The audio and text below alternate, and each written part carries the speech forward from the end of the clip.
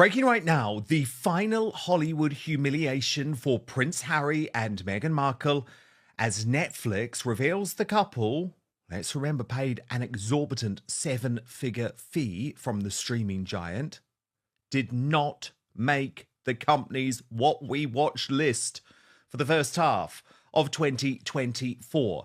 Brittany, the editor of the Royal News Network, reports Harry and Meghan's future with Netflix is toast. I'm behind reporting on these numbers, but they reveal so much. When it comes to the couple's Live to Lead and Heart of Invictus, it appears that the two had such dismal numbers they didn't even make Netflix's What We Watch list for the first half of 2024. The threshold appears to be 100,000 views to make the list.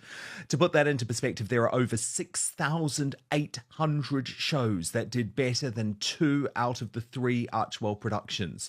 In regard to Harry and Meghan, their reality TV show, the couple still managed a healthy 1.8 million views in the first half of 2024. Seems that trading off their private lives was the only thing that has resulted in some marginal success.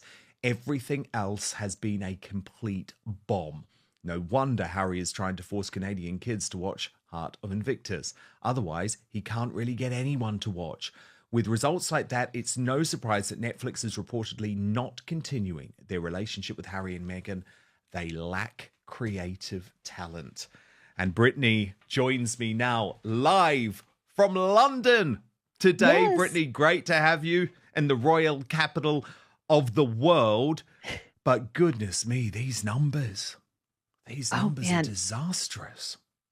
I was so surprised when I looked because I had looked through these numbers before and they had shown up on other lists. And I was like, well, I'll look for the first half of 2024. I'd been kind of waiting for it, didn't really double check. And then I was able to sort of look and I was like, oh my gosh, I kept looking for it and looking for it. And I could not find it. I could not find it. And I was like, oh my gosh, they didn't make the list. They didn't make the list at all. And you look through and they show 6,800 shows, just a couple more than that. And I was like, oh my gosh, they're not on the list. It's crazy. All right, folks, we need to talk about the biggest failure in Netflix history. And no, it's not some random forgotten TV show. It's Harry and Meghan's so-called groundbreaking projects that nobody actually watched. No, it looks like Netflix is about to cut them loose. Let me put this in perspective for you. Netflix's What We Watched list tracks the top 6,800 shows in the first half of 2024. Harry and Meghan's projects didn't even make the cut. That means they had less than 100,000 views. Meanwhile, their reality-style drama got 1.8 million views, but guess what? That's still considered a flop by Netflix standards. Translation: when they're not spilling royal secrets or playing the victim, nobody cares. No wonder Netflix is done with them. Their $100 million deal is looking like one of the biggest mistakes in streaming history. They promised groundbreaking content and delivered absolutely nothing. And if that wasn't bad enough, now even Hollywood insiders are calling Meghan out, and they are not holding back. This is now, without any doubt, Brittany, the biggest commercial disaster in the history of streaming television. Because the problem is the expectations were so high, given the ludicrous fee connected to the deal, and there has just been no delivery, not even a moderate hit. Because as you say, the whole thing about Harry and Meghan, that was just a continuation of the Oprah Winfrey interview. It was just them slagging off their family. There was no creativity connected to that. There was no production from Archwell connected to that.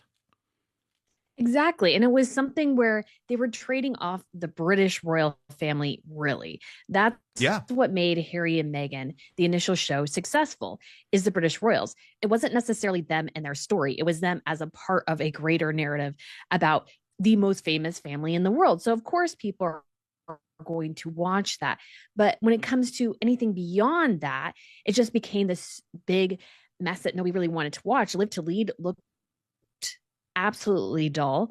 It looked like something you could fall asleep to. And then you have Heart of Invictus, which had some great moments, but it also was slow. It lagged. It sort of meandered at times. It just wasn't even a good documentary. And they have a show apparently they're going to do at some point, maybe, or something. But it really looks like there's no real future for them with Netflix at this point. What about the fact that Meghan has engineered this personal friendship with Ted Sarandos, the co-chief executive of Netflix, with his wife? Do you think that has been done strategically? She is also mixed race, I believe. They attended the Beyonce concert together. Has that been done for Meghan to try and keep some sort of deal? I mean, it could be, but at the end of the day, you have to remember Hollywood is really a numbers game. They're looking for hits, they're looking for revenue. And then when it comes to Harry and Meghan, clearly, yes, they have one thing that does really well. It's trading off their names and trading off their royal titles. That's basically it. When it comes to anything beyond that, they're not really creatives. They don't seem to have sort of any solid work ethic. And Hollywood at this point is completely changing how it's functioning. It's lost, I think some of the estimates are like 40% of the business has left Hollywood. Actually, a lot of it is moving to the UK because your guys' tax laws are so much better than what they're getting in California. And some of the regulations aren't as harsh as they are in California. So they're moving here. They're moving to other production houses. And so Harry and Meghan, like, they're in a dying industry in some ways. Like, this has been a sort of a big discussion as the sort of collapse of Hollywood due to a variety of different factors. But Harry and Meghan, they could have had a great future there. But even with cozying up to the boss, sure, that might be helpful. And I think it was technically the wife of the Paramount boss, but the Paramount company, like, all the studios are in the red pretty much this year and beyond. They've been totally in the red. So beyond that, there's just not much to sort of look forward to. Harry and Meghan just don't have anything to offer, quite frankly. And they're not willing to go down the Kardashian route, which I think is what Netflix wanted in the first place. And they're just not willing to do it, which makes sense. But at the same time, that's all they really have. They're not creatives. They're just clearly not creatives. Look, I'm not a psychologist, but when multiple people, including media figures who once supported you, start saying you're cold-blooded, ruthless, and sociopathic, maybe, just maybe, they're onto something. And let's be real, this is a pattern. Meghan has cut off her father, her sister, most of her friends from before she met Harry, and even the royal family. Now, she's burning bridges in Hollywood too. At some point you have to ask, who's the common denominator? This is why Meghan's new lifestyle brand won't work. You can't sell an aspirational brand when people don't aspire to be you. And when even Hollywood insiders are calling you cold-blooded, that's a death sentence for your image. The thing is that they are effectively making, though, a Kardashian-style show with Polo, but they're not in it. So I think Meghan would have done the Kardashian thing in a flash. It's Harry who has always been slightly reluctant to do that. But what's fascinating, Brittany, is we just see Harry and Meghan getting absolutely destroyed by Americans now on a weekly basis. Actually, what's fascinating, Brittany, much, much more harshly than any coverage they received while they were in the UK.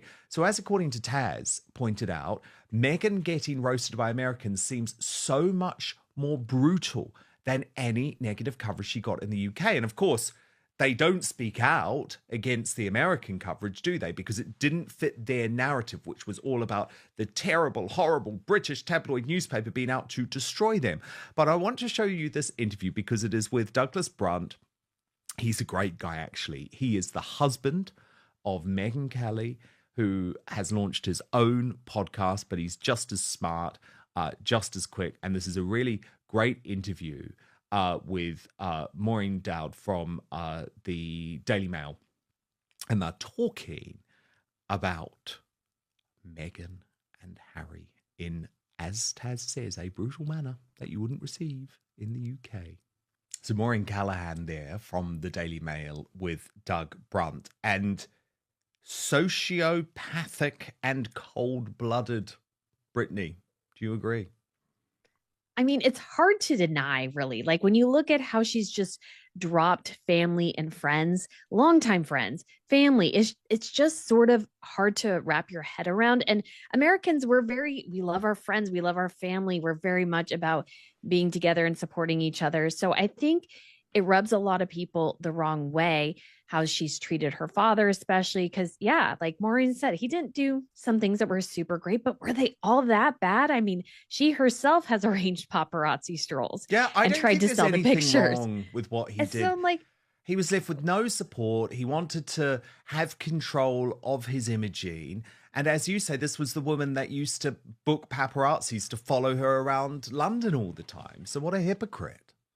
exactly. And you think of Jessica Mulroney, her at one point best friend who sat in the front row at St. George's Chapel in Windsor for her wedding. Her two boys held Meghan's veil, and she just cut her off as if she meant nothing.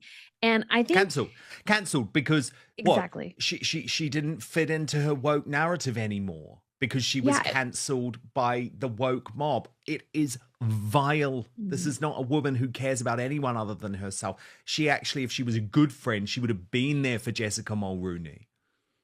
Exactly. And I don't think Jessica Mulroney's, whatever the kerfluffle was on social media was really all that bad. And it could have been a great coming together moment, and Meghan could have helped her, but instead she just threw her to the wolves and was like, well, you made a mistake and you're, not my problem anymore. We're not friends anymore. And I just find that incredibly sad and incredibly cold. And you think, who are Meghan's friends? Because if this is what she does to friends and family, like, how do you hang out with somebody who's willing to drop you out of a hat as soon as you're inconvenient to her? Because that's exactly it. Once you're inconvenient, once she can't use you, once you're maybe not, I think, worshiping her the way she wants you to, she'll just drop you because you're not worth her time. And I just think that for Americans, after a while, people sort of start to catch on to that at different levels. And they're like, well, people who do that generally they're not great people. And I think everybody sort of has that sense of that, because I honestly can say most of the time when I meet people and I talk about Meghan, I rarely meet anybody who likes her or the public image that she portrays. And I think it's definitely reflected in their lack of numbers that they've achieved for Netflix. I mean, the ratio for Polo was really bad. I think it's last time I looked, it was like 8% likes or something, because people don't like them. And that's a huge problem for their brand going forwards, because they need people to buy their products. But if nobody likes them, nobody's going to buy it, especially for her. Because I think between the two, she's the least likable. And I think that's reflected always in the poll numbers. Now here's where things get really interesting. With Hollywood rejecting them, does Harry want to go back to the royal family? Here's the reality. After all the damage he's done, why would the royals ever take him back? This is the same guy who trashed them on global TV, wrote a tell-all book, and even took legal action against the UK government. And now that Hollywood is done with him, he's suddenly rethinking his choices? Give me a break. King Charles and Prince William aren't stupid. They know that the second they let Harry back in, Meghan will use it for more PR and another Netflix deal.